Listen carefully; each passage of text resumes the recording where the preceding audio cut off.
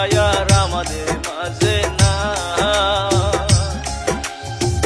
আসাম থেকে প্রোগ্রাম করতে সিঙ্গাপুরে চলে যায়, ওরে সেইখানেতে যায় তাহার কেম করে মৃত্যু হয়ে যায়।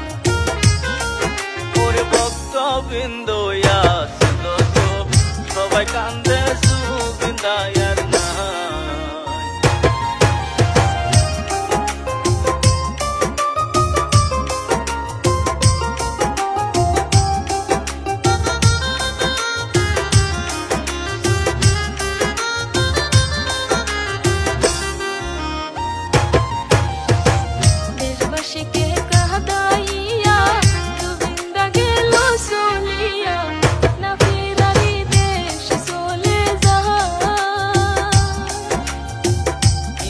বাংলায় আসামিজ গানের শিল্পী ছিলেন গোবিন্দা।